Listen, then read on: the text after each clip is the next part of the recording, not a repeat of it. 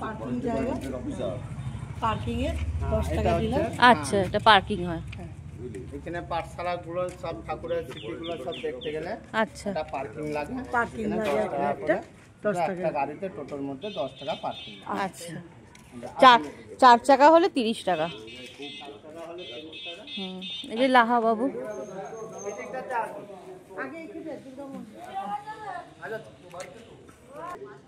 বলুন।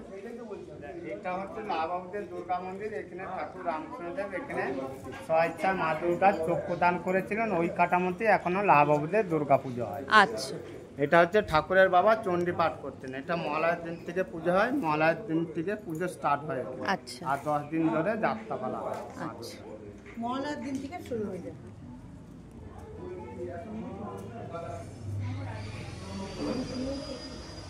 এই আমি আর ফটোটা তুই দিয়ে দিবি আমাকে, হ্যাঁ?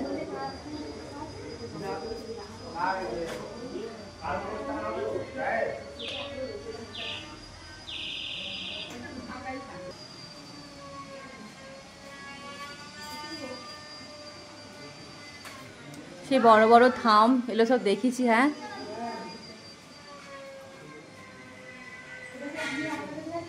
ঠাকুরের পাঠশালা। আচ্ছা, ঠাকুরের মা, এটা ঠাকুরের পাঠশালা। ঠাকুরের মা চন্দামণি দেবী গদাইকে চান টান করে এই পাঠশালায় পড়তে পাঠাতেন। আচ্ছা, মাস্টারমশাই তখন যোগ আর বিয়োগ দিয়েছিলেন, গদাই তখন যোগ করেছেন কিন্তু বিয়োগ করেন না। আচ্ছা, কেন? যোগ হচ্ছে ভগবানের সাথে যোগাযোগ, বিয়োগ মানে বিচ্ছেদ, মানে কাটাকাটি। আচ্ছা, উনি যোগটা করেছেন। যোগই করেছিলেন। তখন গদাধর এখানে গদাই তখন মাস্টারমশাইকে বলছেন, দূর শালায় পাঠশালায় আর পড়বো না, চালকলা আমি বিদ্যা আর শিখবো না। তখন এখান থেকে পালিয়ে গিয়ে বিষ্ণু মন্দিরে গিয়ে লুকিয়ে থাকতেন। আচ্ছা, ওইদিকে একটা শিব মন্দির আছে। জমিদারের মেয়ে ছিলেন প্রসন্ন দেবী, যার গয়না দিয়ে সারদা মাকে বিয়ের সময় সাজানো হয়েছে। এটা হচ্ছে রাধা কৃষ্ণের মন্দির।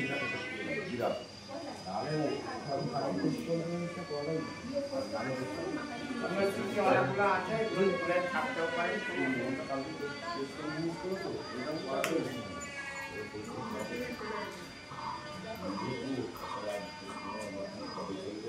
আচ্ছা, এইটাই হচ্ছে পাঠশালা।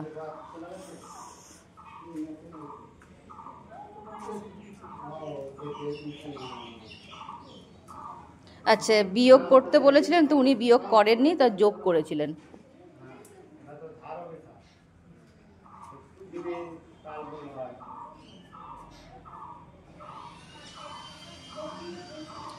কেমন লাগছে হাসিদি? দারুণ লাগছে। দেখ তোদের আজকে আমার এটাও ঘোরা হয়ে গেল বলো। খুব ভালো লাগছে এখানে ঘুরতে এসে। মন একদম শান্ত হয়ে গেছে, একদম শান্ত। তারপরে শান্তি যাকে বলে, শান্তি, শান্ত হয়ে শান্তি হয়ে গেছে মন।